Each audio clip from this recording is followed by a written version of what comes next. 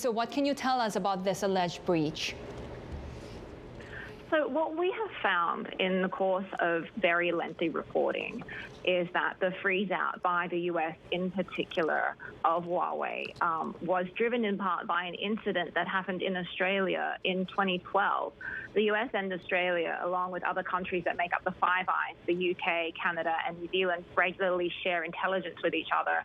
And former American officials we spoke to said that there was an incident involving an Australian telecommunications network where a software update was used to install essentially a digital wiretap that sent data to China. The update appeared legitimate, but it contained malicious code that reprogrammed the infected system to record all the communication passing through it before sending it to China.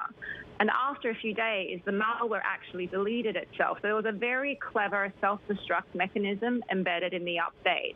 Investigators gained access to some of the systems, and digital forensics revealed fragments of the malware's existence, and the Australian government pieced the attack together using a variety of very sensitive sources, including human informants, according to the officials we spoke to. So around that time, the US House of Representatives Intelligence Committee had published findings that China's spy services had a wealth of opportunities to tamper with products from Huawei. And Mike Rogers, a former Republican congressman who is chair of this committee, confirmed to Bloomberg that national bans against Huawei have been driven in part by evidence that has been presented in private to world leaders. He told Bloomberg it's all about administrative access, and the administrative patches that come out of Beijing are not to be trusted. Huawei has repeatedly rejected any suggestions that its networks are used as a conduit for espionage. So what are they saying about our reporting? So Huawei declined to address our specific questions, but said that there has been no tangible evidence that has ever been produced of any intentional wrongdoing of any kind. We personally did not find evidence that Huawei's senior leadership was involved or aware of the attack. And John Suffolk, who is Huawei's global cybersecurity officer, said Huawei urges governments, customers, and the security ecosystem to review its products and look for vulnerabilities.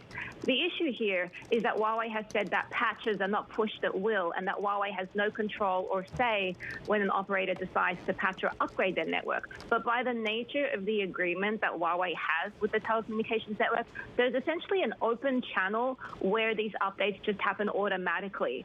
So it's kind of, one of the people we spoke to, Keith Crack, the former Undersecretary for Economic Growth, basically said that this is kind of a little bit of a head fake by Huawei saying that it would never put a backdoor in hardware. A backdoor, he said, means nothing because there's a front door that's open every day through software.